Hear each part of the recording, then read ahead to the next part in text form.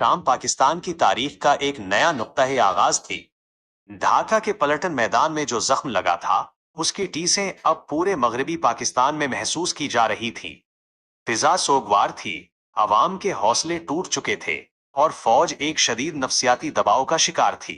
ऐसे में इक्तदार की बागडोर जुल्फकार अली भुट्टो के हाथों में आई। उन्होंने जब कौम से अपना पहला खिताब किया तो उनके अल्फाज में एक मुसल्लह का अज़्म और एक लीडर की तड़प थी। मेरे हम वतनों, हमें हर शोबे में नए सिरे से आगाज करना होगा। हमने एक हारी हुई जंग की राख से एक नया और मजबूत पाकिस्तान तामीर करना है। अफजल दास्तान टेलीविजन के मुअज़्ज़ज़ दोस्तों, भुट्टो साहब के सामने कांटों की सेज थी। मुल्क का आधा हिस्सा अलग हो चुका था। 90,000 से जायद फौजी और सिविलियन भारत की कैद में थे और भारत ने मगरबी सरहद पर भी कई अहम इलाके हथिया लिए थे। बैनुल अक़वामी सतह पर पाकिस्तान की साख को शदीद नुकसान पहुंचा था। ऐसे में भुट्टो साहब ने सबसे पहले कौम का मोराल बुलंद करने पर तवज्जो दी। इन्होंने सिविल ब्यूरोक्रेसी और फौज में बड़ी तब्दीलियां की और अवामी सतह पर यह एहसास बेदार किया कि शिकस्त किसी फर्द या इदारे की नहीं, बल्कि एक गलत निजाम की थी और अब वक्त है कि अवाम को इक़्तिदार में शामिल किया जाए। दास्तान गो बयान करता है कि भुट्टो के इब्तदाई चंद माह तूफानी इस्लाहात के माह थे। उन्होंने सनतों, बैंकों और तालीमी इदारों को कौमी तहवील में लेने का अमल शुरू किया, जिसे नेशनलाइजेशन कहा जाता है। उनका मकसद दौलत की चंद हाथों में गर्दिश को रोकना और गरीब तबके को रियासत के समरात में शरीक करना था। अगरचे इन इस्लाहात के मईशत पर दौरे रस और मुतनाज़े असरात मुरतब हुए, लेकिन उस वक्त के पिसे हुए तबके के लिए ये एक बड़ी उम्मीद की किरण थी। मजदूरों को हुकूक दिए गए और किसानों के लिए जमीनों की तकसीम के नए कवानीन बनाए गए। नाजरीन, लेकिन सबसे बड़ा चैलेंज अभी बाकी था, और वो था भारत की कैद से अपने बेटों को वापस लाना और मकबूजा जमीन छुड़वाना। सितंबर 1965 और दिसंबर 1971 की जंगों के बाद पाकिस्तान एक कमजोर पोजीशन में था, जबकि भारत एक फातेह के तौर पर मेज पर बैठा था। जुलाई 1972 में जुल्फकार अली भुट्टो ने भारत के शहर शिमला का रुख किया ताकि इंदिरा गांधी से मुज़ाकरात किए जा सकें। दुनिया भर की नजरें इस मुलाकात पर जमी थीं, क्योंकि एक हारा हुआ मुल्क एक फातेह से बराबरी की सतह पर बात करने जा रहा था। अफजल दास्तान टेलीविजन के नाजरीन, शिमला की ठंडी हवाओं में जब मुज़ाकरात शुरू हुए तो इंदिरा गांधी का लहजा सख्त था।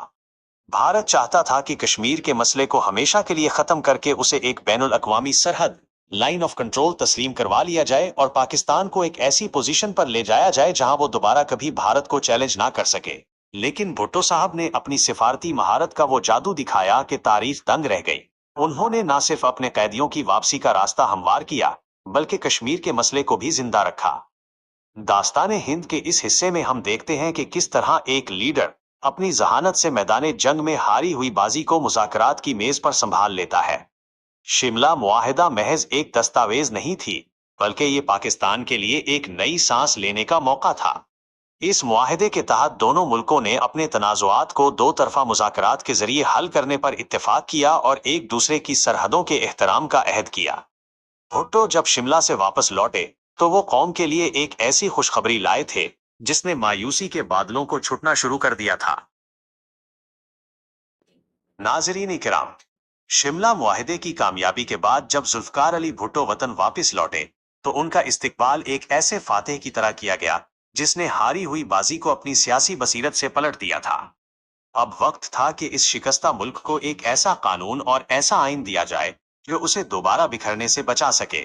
अफजल दास्तान टेलीविजन के मुअज़्ज़ज़ दोस्तों, पाकिस्तान की तारीख का ये वो मरहला था जब मुल्क बगैर किसी मुस्तकिल आइन के चल रहा था, और माजी के तजर्बात ने साबित कर दिया था कि जब तक विफाक और सूबों के दरमियान इख्तियारात की तकसीम वाज़े नहीं होगी, इस्तेहकाम ख्वाब ही रहेगा। भुट्टो साहब ने इक़्तिदार संभालते ही तमाम सियासी जमातों को एक मेज पर इकट्ठा करने का कठिन फैसला किया। ये एक मुश्किल काम था, क्योंकि वली खान, मुफ्ती महमूद और पीर पुगारा जैसे कदावर सियासतदान ऐवान में मौजूद थे, जिनके नजरियात पीपल्स पार्टी से यकसर मुख्तलिफ थे। लेकिन दास्तान गो बयान करता है कि भुट्टो की करिश्माती शख्सियत और उनके सियासी तदब्बुर ने वो कर दिखाया जो इससे पहले कभी नहीं हुआ था। उन्होंने हिज़्ब मुखालिफ को इस बात पर आमादा किया कि मुल्क की बका सिर्फ और सिर्फ एक मुत्तफ़िका आइन में है। नाजरीन, 10 अप्रैल 1973 का दिन पाकिस्तान की पार्लिमानी तारीख में सुनहरी हरूफ से लिखा जाएगा, जब कौमी असम्बली ने मुत्तफ़िका तौर पर नया आइन मंजूर किया। इस आइन ने पाकिस्तान को एक विफाकी पार्लिमानी जमहूरिया करार दिया, जहां वजीर आजम के पास असल इख्तियारात थे और सदर का ओहदा एक आईनी सरबराह के तौर पर रखा गया। सबसे अहम बात यह थी कि इस आइन में पहली बार इस्लाम को रियासत का सरकारी मजहब करार दिया गया और ये जमानत दी गई कि कोई भी कानून कुरान और सुन्नत के मुनाफी नहीं बनाया जाएगा। इस आइन की मंजूरी ने कौम को एक ऐसी बुनियाद फराहम कर दी जिस पर एक जदीद रियासत की इमारत खड़ी की जा सकती थी। अफजल दास्तान टेलीविजन के नाजरीन, आइन की तश्कील के साथ ही भुट्टो साहब ने इस्लामी सोशलिज्म के अपने नजरिए को अमली जामा पहनाना शुरू किया।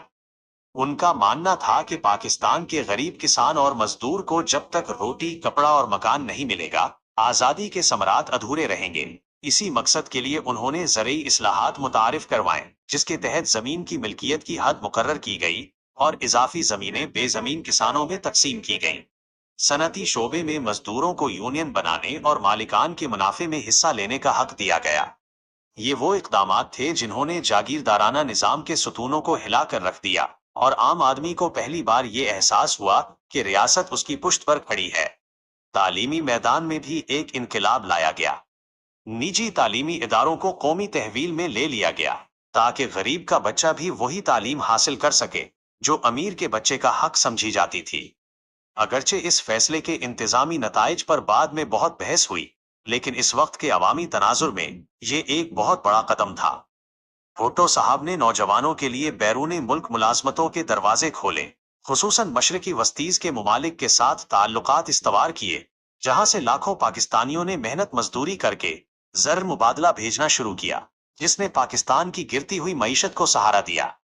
दास्ताने हिंद के इस हिस्से में हम ये भी देखते हैं कि भुट्टो साहब ने पाकिस्तान के दिफा को नाकाबिले तस्खीर बनाने के लिए एक ऐसा कदम उठाया जिसने दुनिया भर के ऐवानों में हलचल मचा दी।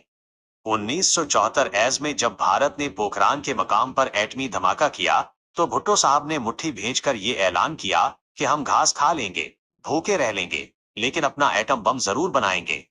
ये महज एक जज्बाती नारा नहीं था, बल्कि एक ऐसी पॉलिसी का आगाज था जिसने पाकिस्तान को आलम इस्लाम की पहली एटमी ताकत बनाने की बुनियाद रखी। उन्होंने डॉक्टर अब्दुल सलाम और डॉक्टर कदीर खान जैसे साइंसदानों की सरपरस्ती की और एटमी प्रोग्राम को अपनी जिंदगी का मिशन बना लिया। अफजल दास्तान टेलीविजन के मुअज़्ज़ज़ दोस्तों, भुट्टो का दौर जहां इस्लाहात और अवामी शऊर का दौर था, वहीं उनके सियासी मुखालफीन के खिलाफ सख्त रवैये ने भी सर उठाना शुरू कर दिया था। फेडरल सिक्योरिटी फोर्स FSF का क़याम और अपोजिशन के रहनुमाओं की गिरफ्तारियां उनके इक़्तिदार पर एक ऐसा साया बनती जा रही थी जो आगे चलकर उनके जवाल का सबब बने। बलोचिस्तान में फौजी ऑपरेशन और सियासी अदम इस्तेहकाम ने वो दरारें पैदा करना शुरू कर दी जिन्हें भरना अब मुश्किल नजर आ रहा था। नाजरीन, ये दास्ताने हिंद हमें सिखाती है कि एक तरफ जहां बड़े लीडर बड़ी इस्लाहात करते हैं, वहीं उनकी कुछ सियासी गलतियां तारीख का धारा बदल देती हैं। इक़्तिदार के इस खेल में दोस्त दुश्मन बन रहे थे और दुश्मन साजिशों के ताने बाने बन रहे थे। भुट्टो साहब का उरूज अपनी बुलंदियों पर था, लेकिन तकदीर के फैसले अभी बाकी थे जो आने वाले वक्त में पाकिस्तान को एक और बड़े बहरान की तरफ ले जाने वाले थे। नाजरीन इकराम, दास्ताने हिंद का ये बाब एक ऐसी बुलंदी का जिक्र है जिसने पाकिस्तान को आलमे इस्लाम का मरकज बना दिया था। फरवरी 1974 की वो ठंडी सुबह, जब लाहौर की सड़कें शाह फैसल, मोहम्मद कज़्ज़ाफ़ी, यासिर अरफात और अनवर सादात जैसे अजीम मुस्लिम रहनुमाओं के इस्तकबाल के लिए पट गई थी। शालीमार बाग और बादशाही मस्जिद के मीनार गवाह थे कि जुल्फ़कार अली भुट्टो ने बिखरी हुई मुस्लिम उम्मा को एक लड़ी में परो दिया था। ये वो मौका था जब पाकिस्तान ने न सिर्फ बांग्लादेश को तस्लीम करके तलखियों को खत्म करने की कोशिश की, बल्कि मुस्लिम ममालिक के दरमियान मुआशी और दिफाई ताउन की बुनियाद भी रखी। अफजल दास्तान टेलीविजन के मुअज़्ज़ज़ दोस्तों, इसी साल भुट्टो हुकूमत ने एक ऐसा तारीखी फैसला किया जिसने उन्हें मजहबी हलकों में हमेशा के लिए जिंदा कर दिया। 1974 एंते में पार्लियामेंट ने तवील बहस और मुशावरत के बाद कादियानियों को गैर मुस्लिम करार देने की आईनी तरमीम मंजूर की। ये एक ऐसा हसास मसला था जो दिहाइयों से हल तलब था और भुट्टो साहब ने उसे जमहूरी तरीके से हल करके एक बहुत बड़ा सियासी मार्का सर कर लिया। अब वो एक ऐसे लीडर बन चुके थे जिनका जादू सर चढ़कर बोल रहा था, लेकिन कुदरत का कायदा है कि उरूज के साथ ही जवाल के असबाब भी पैदा होने लगते हैं। दास्तान गो बयान करता है कि जहां बैरूनी दुनिया में भुट्टो साहब का कद बढ़ रहा था, वहीं मुल्क के अंदर अपोजिशन उनके आमराना तर्ज अमल के खिलाफ मुत्तहिद हो रही थी। 1970 इंतखाबात का ऐलान हुआ तो 9 सियासी जमातों ने मिलकर पाकिस्तान कौमी इत्तेहाद PNA तश्कील दिया, जिसका निशान हिल था। उनका नारा था निज़ाम मुस्तफीज का नफाज। जब इंतखाबात के नताइज आए और पीपल्स पार्टी ने भारी अक्सरियत से कामयाबी हासिल की, तो अपोजिशन ने धांधली का इल्जाम लगाकर मुल्क गिर एहतजाज शुरू कर दिया। शहर शहर हंगामे हुए, पहिया जाम हड़तालें हुई और मुल्क की मईशत मफलूज होकर रह गई। नाजरीन, भुट्टो साहब ने अपोजिशन के साथ मुज़ाकरात के जरिए हल निकालने की आखिरी हद तक कोशिश की, लेकिन सियासी डेडलॉक खत्म ना हो सका।